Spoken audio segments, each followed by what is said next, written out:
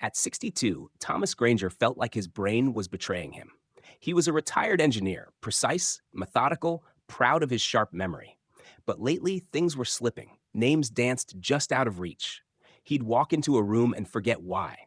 He mislaid his car keys twice in 1 week. It wasn't dramatic enough for panic, but it was enough to scare him. One morning, he stood in his kitchen, staring blankly at the open fridge. He couldn't remember what he came for. "This is how it starts," he muttered to himself. His wife Elena noticed too. "You've seemed foggy," she said gently over breakfast one morning. "Not yourself." He nodded.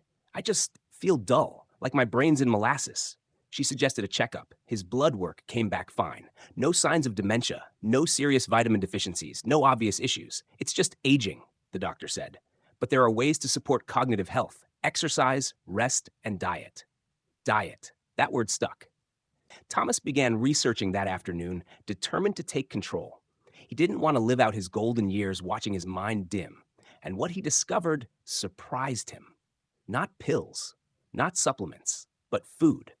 7 foods specifically kept coming up in medical journals and neuroscience articles. Foods shown to enhance memory, sharpen focus, and even protect the brain from long-term decline.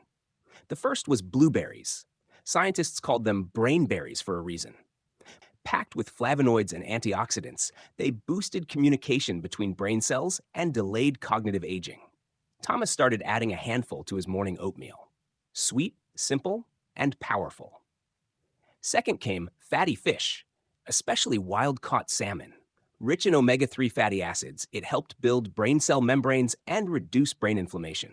He grilled fillets twice a week with lemon and herbs and noticed his mood began to lift along with his focus. The third food on his list was broccoli. He'd never been a fan, but once he read it was high in antioxidants and vitamin K, linked to better memory, he gave it another try. Roasted in olive oil with garlic and pepper, it became a staple side dish. Fourth was pumpkin seeds. Tiny but mighty, they contained magnesium, iron, zinc, and copper, all essential for optimal brain function. A small handful in the afternoon kept his mind alert without the crash of caffeine. Then came dark chocolate, not the sugary kind, but at least 70% cacao. A square or two after dinner offered flavonoids, caffeine, and a mood-lifting chemical called theobromine. It was indulgence with purpose. The sixth brain booster surprised him: oranges.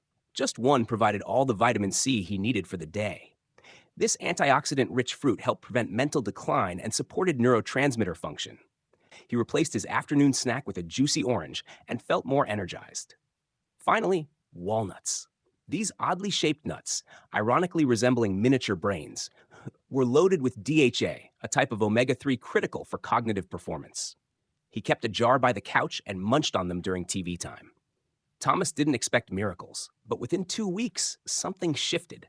He no longer struggled to find words mid-sentence. When he went into a room, he remembered why. Conversations flowed more smoothly. Crossword puzzles didn't feel like chores. They were fun again. At breakfast, Elena noticed. "You're sharper," she said, studying him. "I can tell." "I feel it," he said, tapping his temple, "like the fog's clearing." It wasn't just the food. It was the routine. Preparing meals gave him structure. Eating mindfully made him more aware. He started reading again, something he hadn't done in months. He took walks, sometimes listening to podcasts about neuroplasticity and brain health. One afternoon, while organizing the garage, he found a dusty box of his old design sketches from work. He sat down, opened a fresh notebook, and started drawing again. The angles, the problem solving, it all came back. The more he engaged his mind, the more it rewarded him.